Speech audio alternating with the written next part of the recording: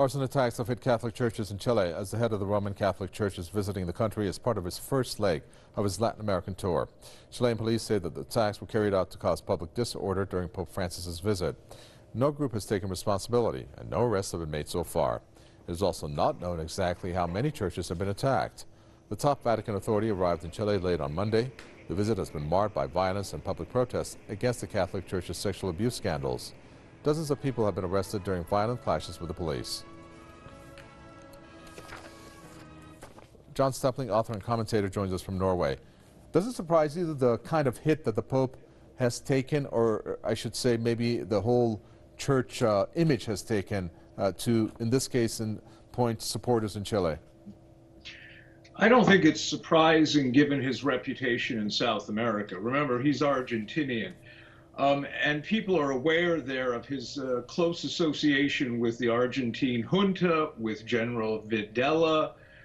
He is alleged to have personally handed over the names of teachers and liberation theology priests to the infamous Navy School of Mechanics Torture Center, most of which were never seen again.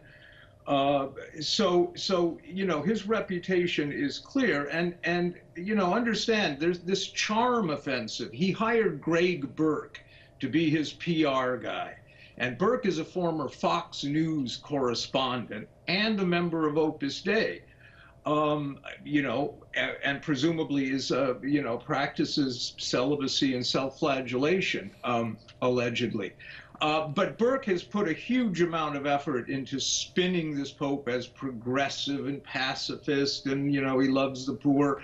But understand that the Vatican never changes. I mean, it's an enormously powerful institution. They own, you know, untoward real estate. Their holdings are just, you know, can't be calculated. They have huge gold holdings. So when findings come out, you know, as recently in Australia, against, you know, the sexual misdeeds of priests, the church just rejects them. Or they, you know, they retire the priest and he pops up again somewhere else. You know, a close associate of the former Cardinal Bergoglio, George Pell, the Australian bishop, is on his way, I believe, to Australia to face charges.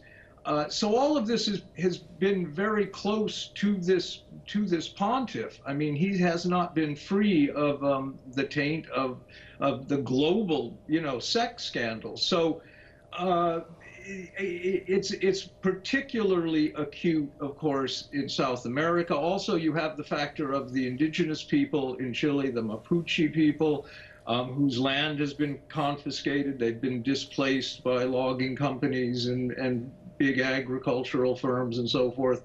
I'm guessing the Pope won't address any of those issues either.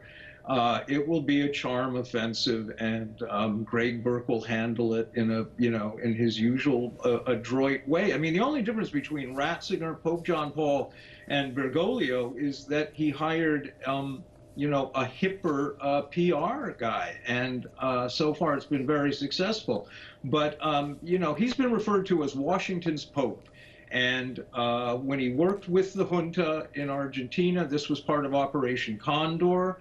From the, you know, the U.S. government and Wall Street were staunchly behind this. They wanted to get rid of leftists. Bergoglio himself has always spoken dismissively of leftists and communists, and he even recently blamed some of the sexual accusations in Chile against leftists. So, you know, he hasn't changed his stripes. Nothing ever changes in this medieval institution. Thank you for that, John Stepling, author and commentator from Norway.